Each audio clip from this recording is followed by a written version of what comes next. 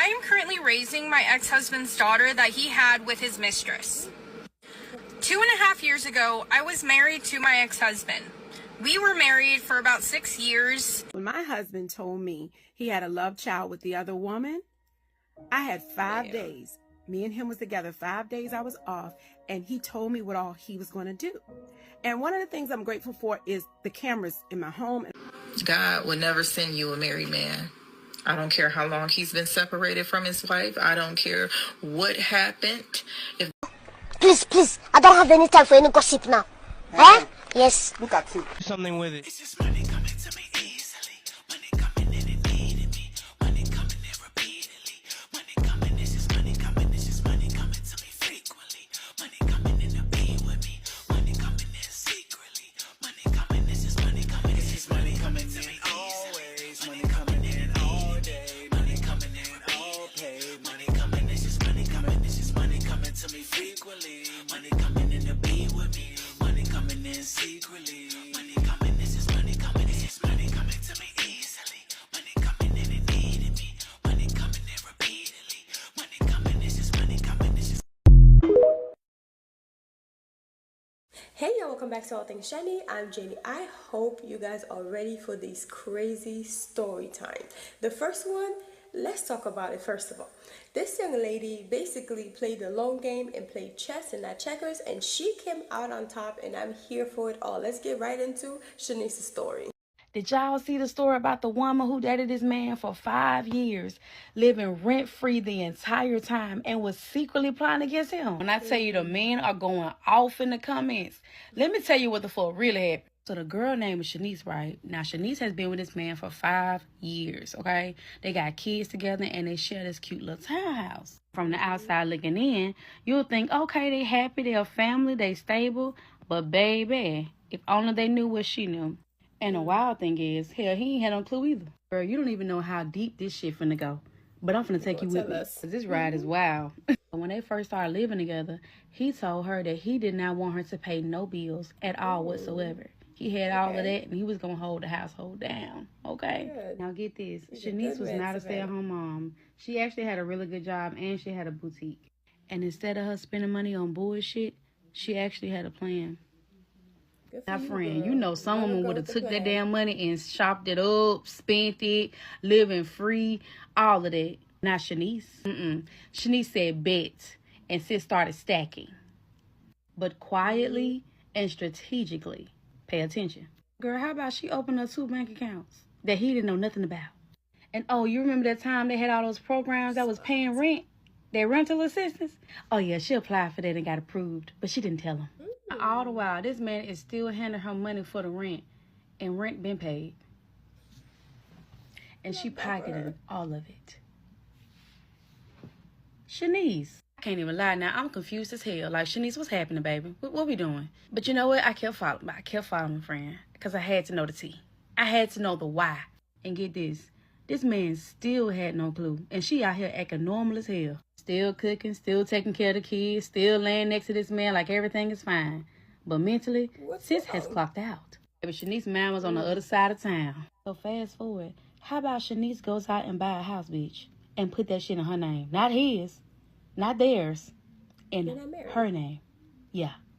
Now, bitch, I don't know what type of game this shit is, but hell, Shanice played. Y'all moved in, her, him, and the kids.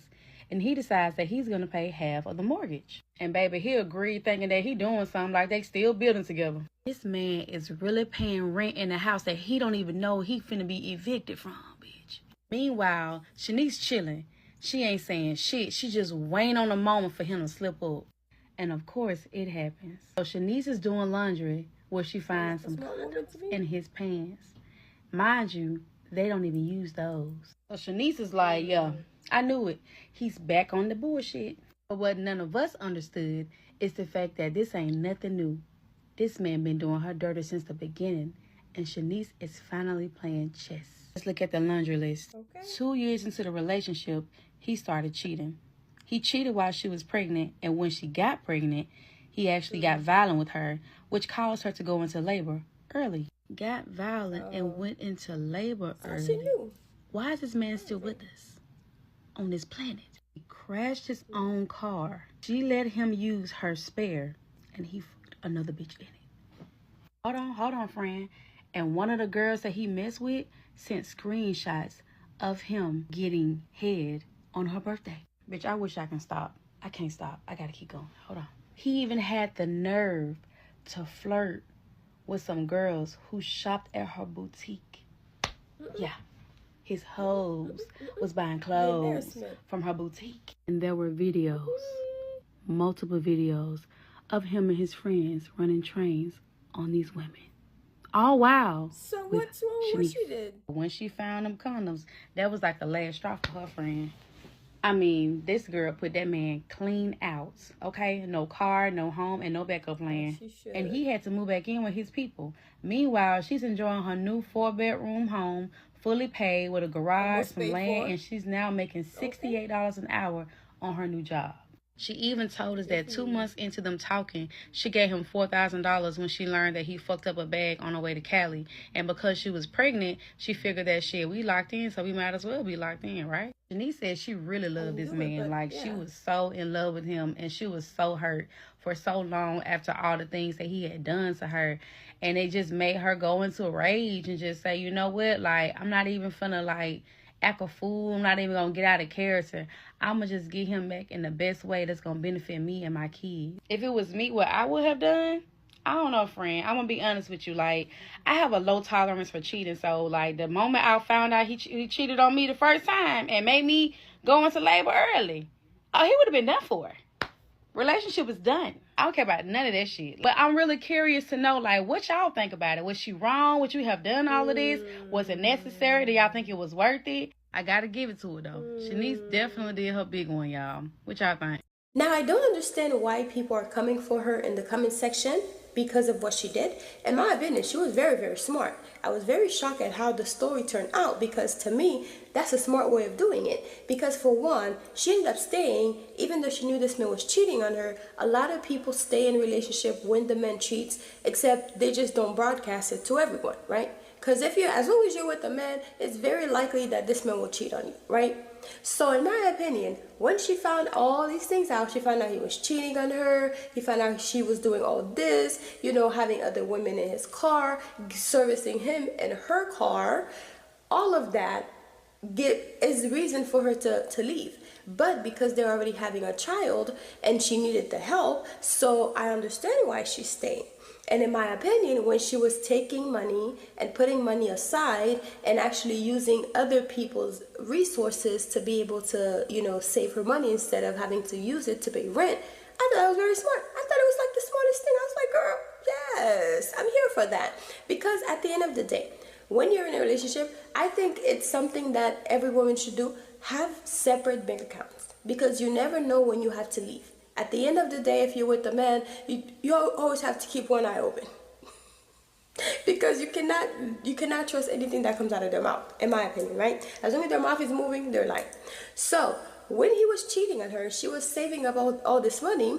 You know, she was doing something good with it. And she ended up buying a house. I thought this was the smartest thing. She bought a house and he was paying rent in the house that he was living, which the rent was going to her. It's her house, you know? So by the time he did all his little stupid stuff, right? Because they're not thinking. They're only thinking with their small head.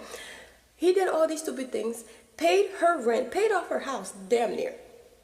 So now she's set with her children. She can just leave whenever she wants because she have a good job that was paying her $60-some an hour. And also, she has a house that is paid for, if not almost paid for, because this man was too stupid to realize what he was doing. And also, he was hurting her. But he probably thought she was stupid. He probably thought she wasn't really sumen. Like, the girl was, you know.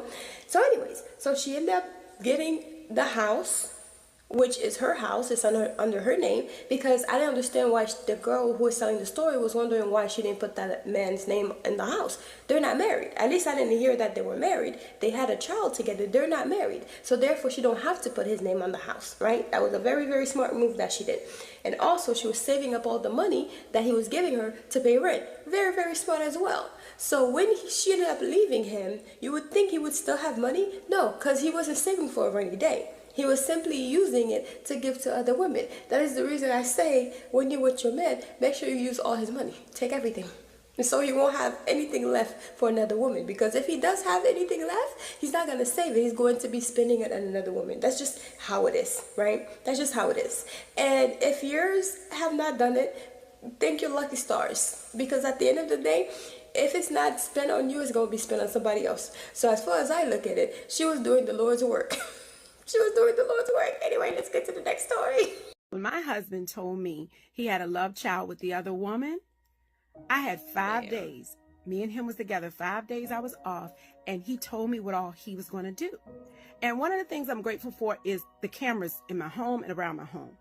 It allowed me to capture something that gave me an out. The home was mine prior to marriage. The baby didn't The give cars you were mine. Okay. So he had went to his 12-hour shift, and I had the car towed. I rekeyed the locks during the 12-hour shift.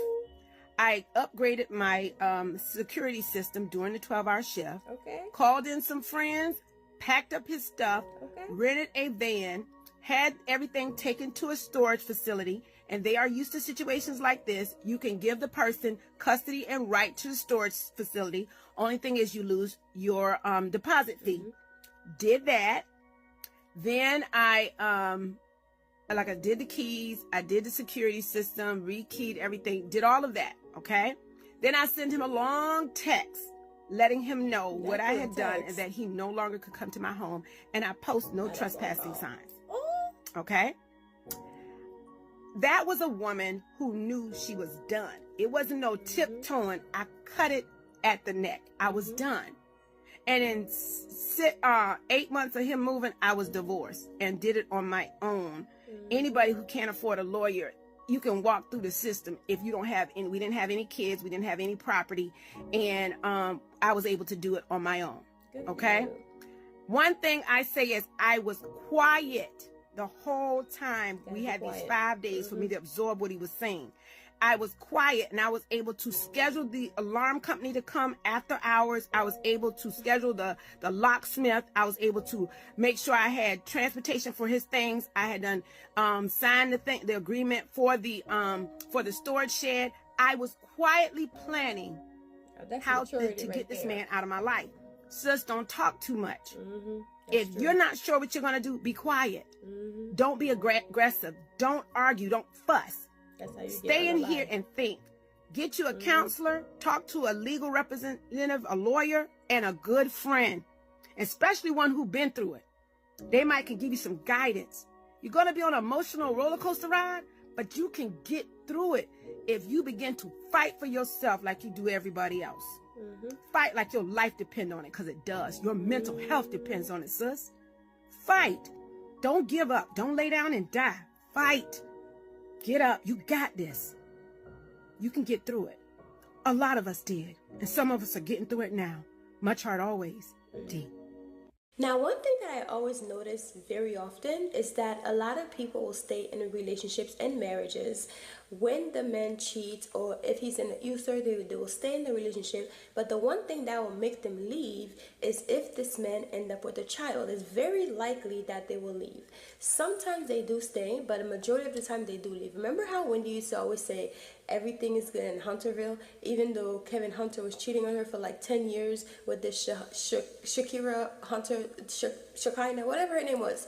He was cheating on her using Wendy's hard-earned cash to take care of this mistress until she ended up being pregnant, and that's what she couldn't deal with, basically, right? It was too much of embarrassment publicly. It would be too painful for me to watch this child that you created, and me, I can forgive you, but I can't forgive, or I cannot accept this child that you created while you were cheating on me with somebody else, right? Or I cannot be the stepmom of this child, because it will always remind me of what you did, basically, right? And I think in this case, now, not all women does this, and a lot of times, yes, they know that a woman will actually stay in a relationship after you cheated and brought a whole human being into this world. And I think that's what happened with this lady. She ended up leaving because he ended up having a love child. And I'm pretty sure this is not the first time this man cheated. This is just the first time the baby actually stayed, and he decides to keep it. They probably already had multiple of sitting babies to the upper room, but this one actually stayed, and that's what she could not stay for. And I understand that 100%, because it's a lot to take, right? But a lot of people do end up staying in a relationship even if he cheats. What I adore about her is the way she left the relationship, the way she left quietly, which is what a lot of people don't understand, because when you are too loud, that's how you get unalived. When you are not strategic, that's when things, saying that it's okay, but also having self-control and playing chess and not checkers can get you out of situations, can get you out of sticky situations. Because a lot of times, even though the person is doing the dirt, once you open your mouth or you don't agree with what they've done, all of a sudden now they're vexed. All of a sudden now they want to attack you, So it's good to plan your things out and actually execute things without the person knowing, because then they can try to change your mind and or the trajectory of the result. So a lot of time it's best to stay quiet. If you're not going to leave a relationship, don't go looking for text messages, because what all you're going to do is just hurt yourself. You're going to sit and be hurt in a corner. Meanwhile, you're still cooking this man's meal. Every 5 minutes, you're thinking maybe you should put some, aqua tofana in his food, or some, arsenic. How they used to do back in the days when they didn't have divorce. So yeah, in my opinion, if you're not ready to leave, don't go searching, because you will find something. You will. If he's a man, you will find something. So let's get into the next story. I am currently raising my ex-husband's daughter that he had with his mistress. 2.5 years ago, I was married to my ex-husband. We were married for about 6 years, and the entire time I knew that he was cheating on me, but I was trying to hold on to hope that he would, maybe change, maybe be there for the kids and I, but that never happened. Eventually, I found out that he cheated on me with one of his coworkers. His mistress is what I call her, and they had a child. They decided to leave together, as in my ex-husband and the mistress, and they left their daughter with me. What? One day, out of the blue, my ex-husband comes up to me and says, "Look, I know that I've been cheating on you, okay? I did not have the balls to actually tell you that, but at the end of the day, you just didn't give me enough attention, so I had to look for it in someone else, and I found my coworker, and now she's pregnant. So I want to leave with her, if that's okay with you." What is someone supposed to say to that? No, don't leave, please stay. Fuck no. I said, go for it. I hope you guys are happy. And then in that conversation, he just mentions how they want to put their daughter up for adoption. And I say, why the fuck would you do that? And he said, well, she wasn't planned. Her and I want to live together with no kids. She didn't want kids. I didn't want kids. It just happened, so she got pregnant. And I said, what the fuck is wrong with you? If you guys don't want her, do not put her up for adoption. Regardless of what the fuck happened between us, I will take her. His daughter did not plan to be in this world. His daughter did not plan to come into this world to shitty fucking parents who didn't even want her. Yeah. I don't care what my ex-husband did. At the end of the day, that's still a baby. That's still a child that deserves to be loved. And I am not looking into her eyes and taking care of her thinking, oh my God, my ex-husband cheated on me and then you came along from that mistress. No, not at all. The way that I'm thinking about it is, this is a beautiful little girl who deserves to be loved, and maybe things happen for a reason. I'm just glad that he's out of my life and I'm able to have this beautiful baby girl next to me, because she's amazing. She's my world, my daughter. And if those people ever tried to come back to take her, God, I would fight them for her, because at the end of the day, that's their loss. Right. They always have all the balls in the world to cheat, right? Because it's always, oh, you didn't give me attention. Because a lot of men are basically like little boys. They're always looking for attention, right? They're worse than girls, looking for attention all the time. Oh, you didn't look at me. You give the baby more attention than you did me. Imagine you cheating on your wife with a co-worker, and she ended up getting pregnant, and now you want to leave your wife to be with a co-worker, but none of y'all want the baby that you created out of this cheating that you did. Selfish people, very selfish. Selfish to the child, selfish to your partners, selfish. What do you mean, sir? And then have the nerve to try to ask me, pretending as if like you actually care about what I think, right? What do you think about this? Did you care about what I think when you cheated on me? You don't care about what I think. So even if I were to say I didn't like it, you're still going to do whatever you want. This is crazy. This is crazy. This is all this is crazy, okay? And the fact that, you know, she ended up keeping this child, and I know I talked about this before, the woman not wanting to look at the child in the face because it's like an open wound every time this is his child, and for her to actually want to keep this child is very adult of her, okay?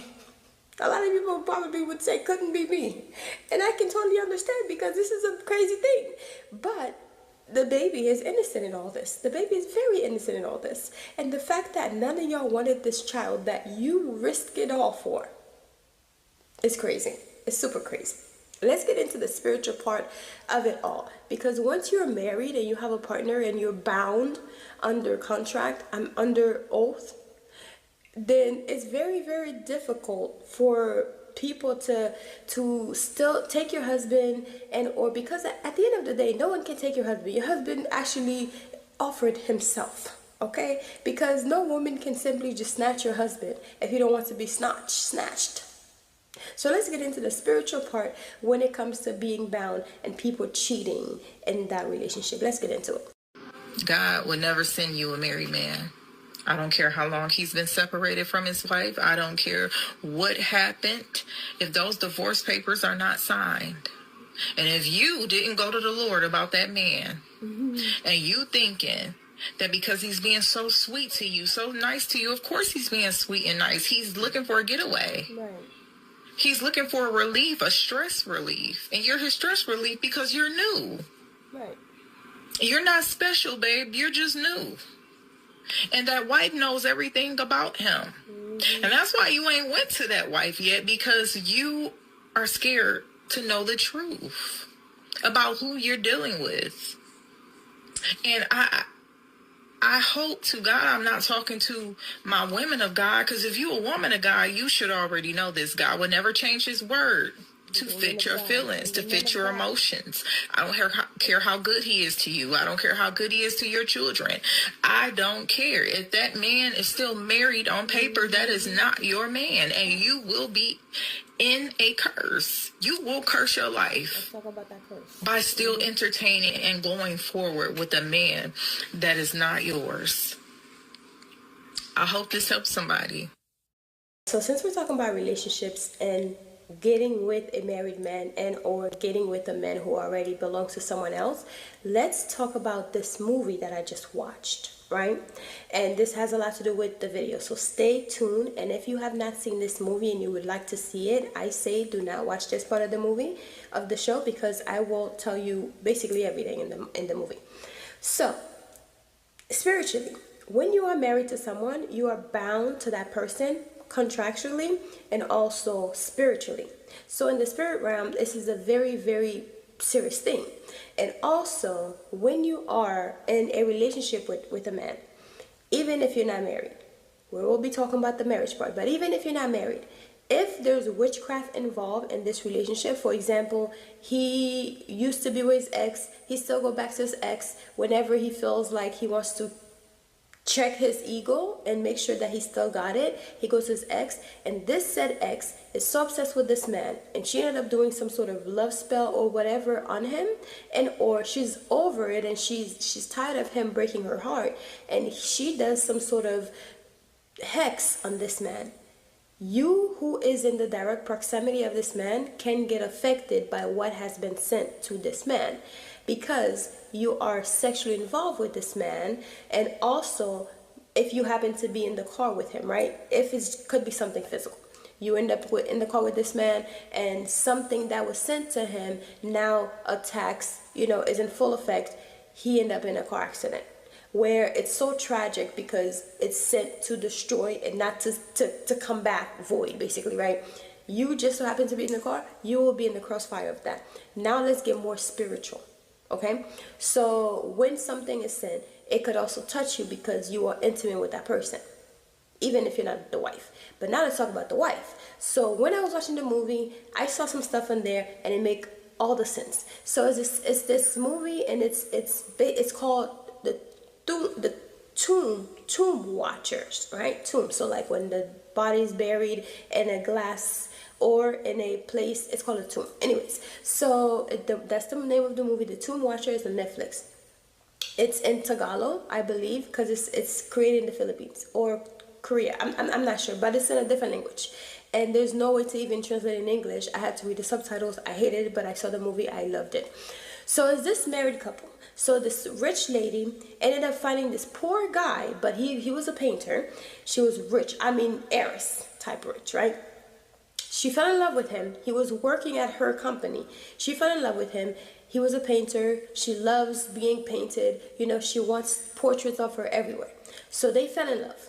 They ended up getting married so quickly because she actually loved him. She had money, you know, but she ended up stepping down, not from her company, but basically to be with this man. She gave him a higher position in her company, so he doesn't feel like he's not making enough money, right? So he can feel like a man, but she doesn't want his money because she's literally the owner of the company. So anyways, so they ended up falling in love, so she thought, right?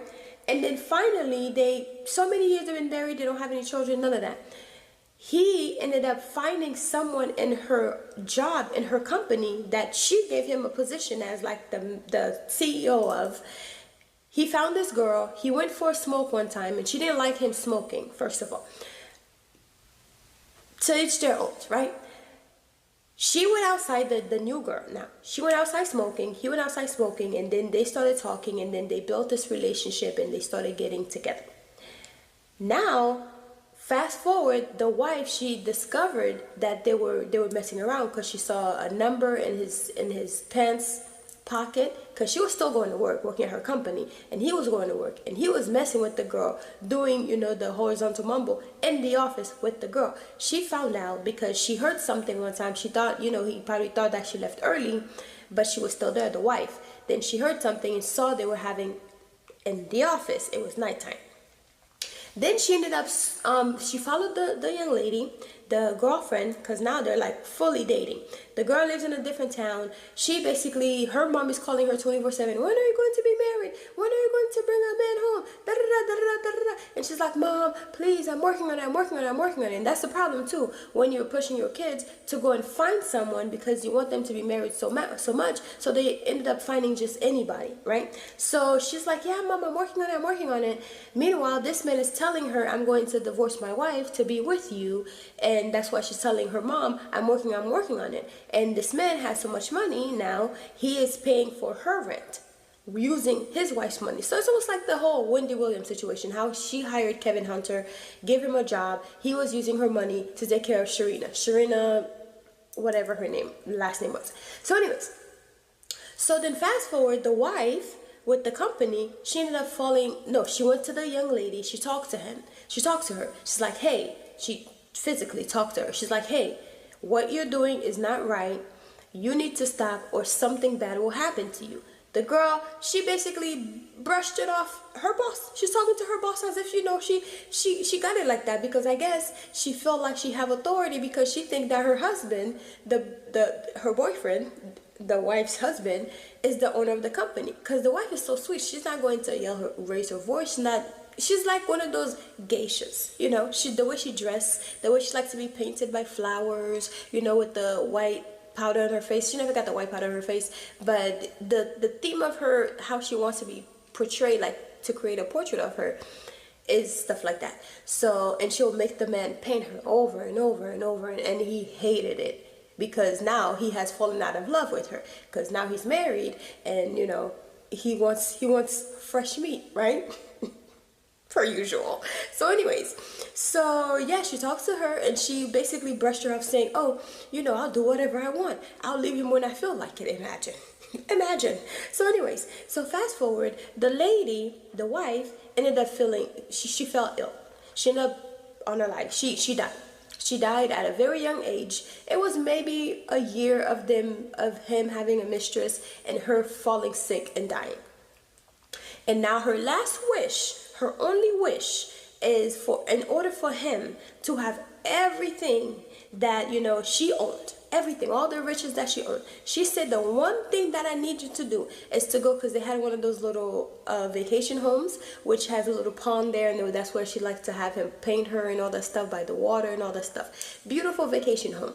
I mean, beautiful, beautiful. But it's in a little town where the town people also practice voodoo, right? So they practice black magic, but Filipino type of black magic, right?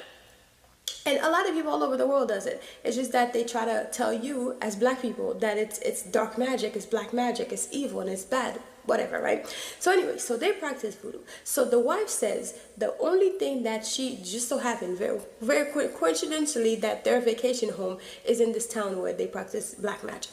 So anyways, so the wife requested that the husband need to spend 30 days. It was 30 days in that house, in that vacation home. And then after the 30 days, he will have every money, all the money, all the riches, everything that belonged to her, all the thing from her being an heiress, he will have for himself. But he's still in the relationship with the young girl, right?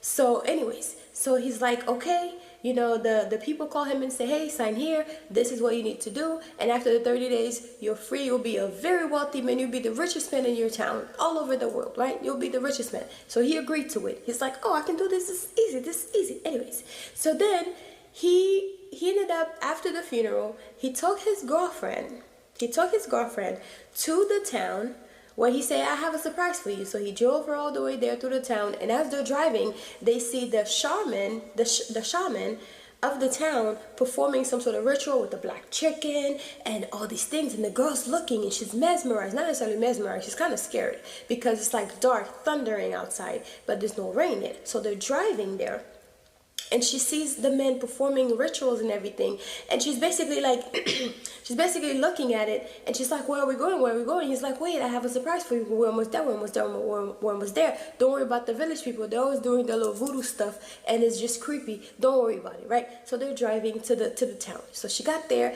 and he's like, this house is for you. He's telling the girlfriend, this house is yours. And, oh, and there's a little house on the other side as well too. That one is ours as well. Can you believe it? And the girl was a poor girl. She's like, oh my God, I can't believe it. So she's all excited for this house. And he carried her to the house, and she's like, are you sure this house is mine? Because she just can't believe it. So fast forward, he walked her into the house, and she's like, oh my God, I can't believe it. Is this house for me? Are you sure this is for me? Because she can't believe it, right? So he's like, yeah, this is yours. So fast forward, nighttime. She finished cooking dinner, and they did the thing, you know, and they had some drinks, and she put on some music. He's dancing, they're dancing, and they're having a good old funky time, right? So then she decides to go to bed. They decide to go lay down. Within 10 minutes, she completely fell asleep because she's so happy. She's in a new home. She had some wine, you know, good food, whatever. And then in the middle of the night, she woke up. Where's her husband? I mean, her boyfriend. Boyfriend is nowhere to be found. So then she's now looking around, and that's when she stepped outside, and she noticed there's a little light coming from the outside house, you know, the little shed that they have outside. So she's walking to the shed, calling for this man. When she walked into the shed, honey, she see a big old tomb, a big old casket, glass casket, and guess what she see in the glass casket? The wife. The wife is there, and the man is bathing the wife, putting flowers on the wife, and doing all these things on the wife. She's like, what the hell is this? What the fuck is that? Why is she here? That's when the man breaks everything down and says, oh, so this house belonged to my mistress or my wife, and the company was never mine. Everything belonged to hers. I was a poor man. She found me, she fell in love with me, and she wanted me in her life. So she basically promised me, you know, she'll take care of me all the time. So then when she passed away, the one thing that was in her will is that I can have everything that belonged to her once I spend 30 days in this house. But in this contract, her body has to be here, and I have to take care of the body. I have to, you know, make sure she stay polished and cute and beautiful for the 30 days, and after the 30 days, everything will be mine. So the girl's like, why did you tell me this? Why did you bring me in this house for da da da? So he's like, yeah, well, if I don't do it, if I don't do all 30 days, then I'm going to be broke on the street and I won't be able to take care of you. So she's like, you know what? Fine. It's only 30 days. Let's just do it, right? So things started happening in the house. They went back inside and all of a sudden they see a shadow. And the only person who sees the shadow is the girlfriend. So the girlfriend keeps seeing things in the house. The house becomes very haunted because now she knows the dead wife is in the shed somewhere, and now she starts seeing the dead wife in the house. The man will transform into the dead wife, and she will basically start seeing a woman in the house just walking and da da da. And the wife is basically purposely hunting her and basically saying, "This is not your boyfriend. This is not your boyfriend. This is my husband." So she's basically trying to get the girl to leave, but of course she's so in love. She's so in love that she has to stay for the 30 days. She's staying and she's staying. She's still being hunted. So one time, the husband took her to a cliff to go look. It's literally by the house, right? Took her to a cliff to go look down to see their house, to see how beautiful it is. Because from up there you can see the view of the whole town. And he's like, "Oh, isn't this beautiful?" Da, da, da, da, da. And all of a sudden she looked over and she saw the little shed. Then he's like, "Oh, look at this water, it's by the shed." So he says, "Oh, let's go down and let's go for a swim." And that's the water that him and his wife used to always go. And he will paint her all day long because she loved to be painted. And that's how she fell in love with him. I don't know if she really loved him for real, but she was obsessed with getting herself painted, like portraits of herself. So she will make him do at least like 10 for the day. So he hated painting. He had a whole bunch of painting of her, but now he hated his passion because she made him do it too much, right? So he took her to the water. And he's like, "Yeah, I'm going to paint you." So he wants to paint the girlfriend now. Even though he hated painting, but he wants to paint the girlfriend. And as he's painting the girlfriend, and she's sitting in the position, and he's painting her, she's in the water, and he's outside, and he's painting her. And all of a sudden, his eyes start turning more like watery. And all of a sudden, he starts seeing his wife in the face, in the appearance, in the physical body of the girlfriend. And he starts painting the wife because now he's under some sort of spell, like he's hypnotized. And he's painting the wife, but he's supposed to be painting the girlfriend. So when he's done, the girlfriend was like, she was calling him and he did not hear, as if he was far, right? But he's painting. And then when he finally snapped out of it, she looked at the painting. She's like, "That's not me. That is not me." Because now she basically took over his body. And after he snaps out of it, she leaves, and now it's just him. She's upset now. The girlfriend is upset now because why are you pinning your dead wife? And she's supposed to be like in the shed in a casket that we're supposed to be watching for 30 days. So shit around the house starts going very, very crazy, right? So she decided to go to the shaman that she saw when she was coming to the town. So she went to the shaman because there's actually a tree. No, there's a tree in front of the house. And that tree is like this beautiful, it's a tree, but there's no flower on the tree. It's just a dead tree. So anyways, she wants the tree gone because she kept seeing every night the tree branches will turn into like fingers on the window. So she could she basically sees like fingers on the windows, right? So then she wants the tree cut down. He don't want it because she says everything has to stay intact in order for him to be able to have whatever he was going to have in 30 days. So the girl is like, she went to the shaman. She said, "Hey, I need some sort of exorcism done in this house because there's something wrong." So he came, she brought some black chickens and all that stuff. Meanwhile, this man is inside the house this whole time, and the guy is about to do some ritual. He's doing some ritual around the tree and blah, blah, blah, so he can cast out whatever demon is in this house, right? So then the rain started coming, and he set the tree on fire after the ritual. And then the rain came down and turned off the fire. So it couldn't catch on fire. So then finally, she started to get, they started having drinks because the man came out and started screaming at her saying, "What the heck are you doing? What the heck are you doing? You're not supposed to be cutting down the tree." So he got really, really upset with her, and then they both went inside. When they went inside, they started having drinks, and then they turned on the record player, and started dancing, And then all of a sudden, the husband got possessed. The woman started taking over the husband and started attacking the girlfriend. The girlfriend started running. No. Before that. He finally told her, no, she says, I cannot stay for that 30 days because it's starting to be too much. He's like, no, we have to stay. She said, no, I cannot take it, right? So then finally, she took the car and left. She left, and basically he said, okay, well, if you cannot do it, I have to stay here for the next 9 days, because now there's only 9 days left. She says, okay, you can go. No, he told her you can go. She left and then decided halfway there, she's so in love with this man and she wants to come back. And when she comes back, that's when she saw that her husband, her boyfriend, was wearing the dress that the woman in the tomb is supposed to be wearing. When she got there, she noticed that basically like the man is starting chasing her, because now he is the wife. The wife has taken over him and now he's basically chasing her. He's chasing her down because it's like Laje, it's like bushes, right? The house is near bushes. There's no main street.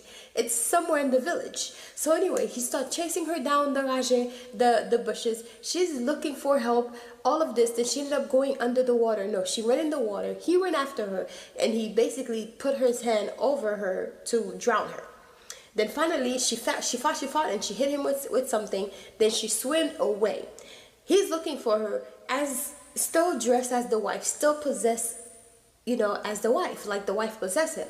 But then she's hiding behind this thing of trees. So he heard her, then he started calling her as if he's back into his body. So she didn't want to come out because she still don't believe that he's back into his body. So anyways, then finally he got upset, and of course it was the wife that was still in his body. He starts screaming at her because now he's like more of a guttural like scream. So he starts screaming at her. She finally came out trying to escape, but she's away from everything, and the village people are already sleeping. They cannot hear anything because there's no street light, so they're asleep by like 9 p.m. So anyways, so he dragged her into the house. Broke her arms, broke a bunch of her body parts, and then unalived the girl. Completely unalived the girl. No. Actually, she was not alive. She was not alive. So he dragged her into the house. She completely went out, like blacked out. When she wake up, she found herself because she's now paralyzed because he broke her legs. That's what happened. He broke her legs. She's now paralyzed. She found herself laying under the tomb, and the body's fluid was dripping inside her mouth. Her mouth was open and the fluid was dripping inside her mouth. When she finally get her courage again to get up, so she finally get up and move herself from underneath the thing, pull herself out, and then try to crawl up to try to hold the thing to get up, right? When she tried to finally get to the top, that's when she realized the husband... I just got text. That's when she realized the husband was laying on the corpse of the lady the whole time. Now the husband is unalived. And he is basically paralyzed from the neck down. So she's crawling herself out to the outside so she can try to see if she can flag one of the villagers to help her. And that's when someone actually came to help her, and she was able to get to the police and all that stuff. Well, the police came. They called the police. They came. They took her to the hospital. But I said all that to say this: even till death, it was till death do us part. Even in death, she was still attacking the girlfriend, because at the end of the day, they're still bound to each other. The husband ended up dying. The wife died. The husband ended up dying. The mistress, damn near survived by a hair, literally. She almost died. Simply because she could not leave somebody else's husband alone, right? So anyways, I hope you guys enjoyed the story. Let me know if you're going to go watch it, because I literally just told you everything. But it is not in English. I don't know how to change it. It's not in English. It is in Tagalog, I think. And because I don't speak it, so I don't know if it's Korean or Tagalog, but it looks like it's from like the Philippines. It's like a movie from the Philippines, just like the one that I watched with that Dining with the Devil. I have to make a review about that, because that show was really, really good. I think I did talk about it in a video, but I have to make a review for my other channel. So I'll talk to you guys later. Bye. Hope you enjoy. Hope you go and watch that movie, because it was pretty good. I said, we're going to touch up some stuff on this book. So in this book is called Spell of Abundance, Love, Wealth, and Protection. So in this book, on the first page, actually, I have a glamour affirmation that you will basically say, you stand in front of the mirror and you stare at yourself and you admire yourself and you will say to yourself how beautiful you are. You'll basically seal this your beauty, like your glam, after you've done your makeup, or even stand in front of the mirror naked with nothing on, so you can really reaffirm yourself of your beauty, of your confidence, and all that. This book is mainly for like self-confidence and self-elevation, you know, calling the goddess in you, calling the divinity in you, you know, calling the beauty in you. And also work with the moon, because the moon represents the woman, the mother, womb, water, all of this. So yeah, I have all the steps in here of all the spells that you need to do. It even has one to get rid of unwanted guests. It's pretty funny. To get rid of unwanted guests. And this book right here, right? So I'm gonna run down real quick of all the materials that you're going to need. You will need a brand new broom. It has to be brand new. And you'll need a piece of parchment paper, a black pen, a black trash bag, because we're going to get rid of this sucker, right? And of course your intentions. And also I have spells on here that you can say. I have daily affirmations.